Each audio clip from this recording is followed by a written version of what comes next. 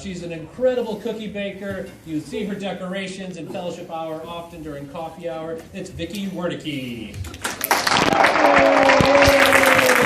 Hello. So, my real full name is Vicki Ruth Adams Werneke. And yes, I'm related to Reverend Mendel Adams. And this is a story from our family. And as my dad says, he has a million stories and some are true. This one is true. It's about Angelo the monkey, who lived with us for about 4 to 6 months. So in order to set this story up to give you kind of a visual is, I have 3 older brothers. They are 4, 5, and 6 years older than me. So we have a family of 6. And it happened about 1971 in Marion, Indiana, a small town in Indiana, about an hour and a half northeast of Indianapolis. At the time, Dad was an ordained minister, but he was not in the ministry at the time. He wasn't practicing. He and Mom, my mother and I and him, they sold insurance. They were independent insurance agents. And we lived in this house, a nice ranch-style house, and my grandparents also lived with us, my mom's parents, because my grandfather had Parkinson's and was bedridden for the most part, and so they lived with us for several years. So there was 8 adults and 4 children living in this house. We had various animals. My brother Brian was kind of an animal whisperer. You know, like Allie knows all these great facts about animals. That's kind of like what Brian was like. And so he was volunteering at the vet already at that time. He was like 11 or 12. And he had a great affinity with animals. He even had a pet squirrel at one time, but that's a different story. So this monkey Angelo, I think he was a capuchin, if I'm pronouncing that right, monkey, kind of monkey that organ grinders would use. He had a very strong prehensile tail. You know what a prehensile means? It's, you know, that they can hang from stuff. He was very strong himself, even though he was probably only about, 3 feet tall, maybe 3 or 4 feet tall, but he was very intelligent. And the vet had acquired Angelo because he'd been a mascot of the high school, and the high school football team had really abused him and were not kind to him. So poor Angelo had lots of rage. Angelo was also not fixed. And so we got Angelo in this parrot cage. He came in this gold parrot cage, and that's where he lived, but he knew how to open the door. And he would get out a lot. And, but the vet was hoping that Brian would help to work with him and calm him down so that someone could adopt him. And Angelo was just really, really angry and intelligent and curious. One of the things that too, and he lived in the basement. We also had like guinea pigs, and we had another monkey, a spider monkey. We had lots of animals, but no cats and dogs because I was allergic to them. But go figure. So my grandfather, they'd lived with us for several years, and my grandfather was a Pentecostal minister back in the day.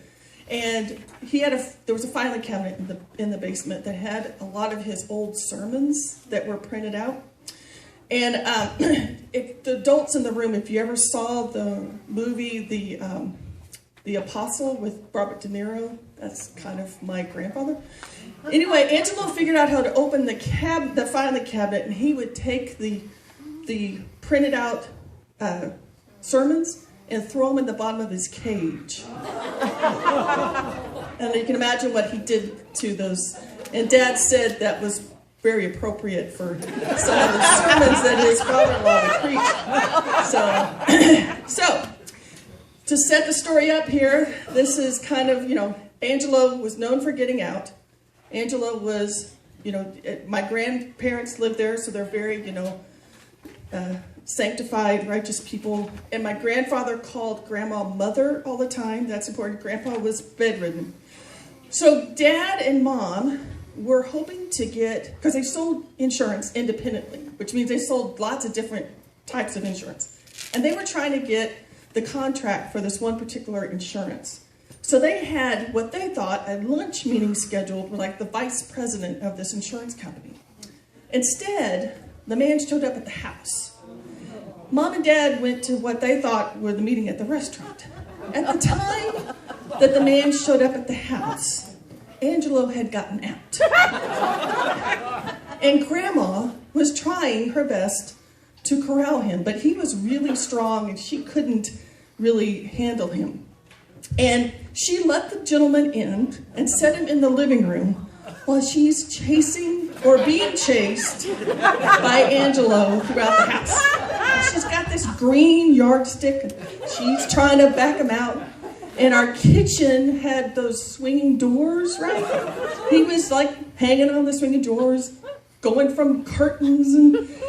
And let me just say, he was leaving parts of him all over the place in the house.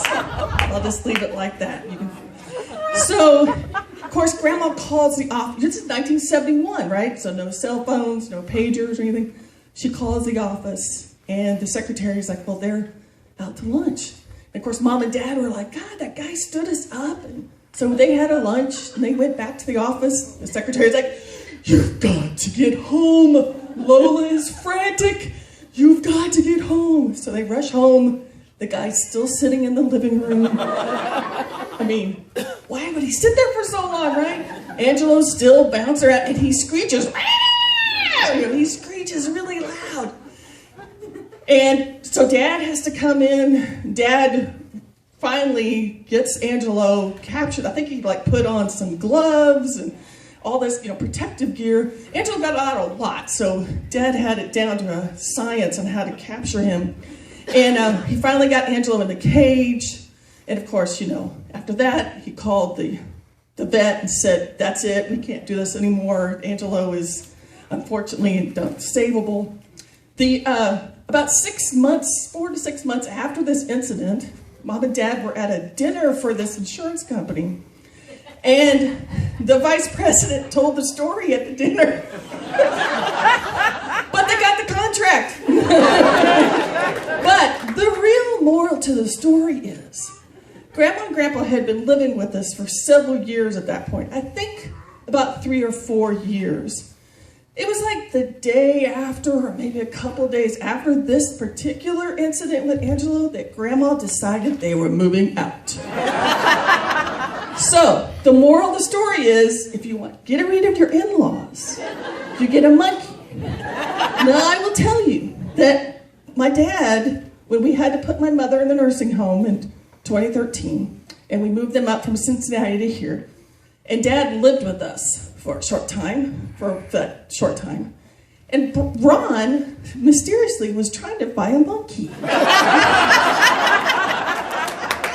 Thank you.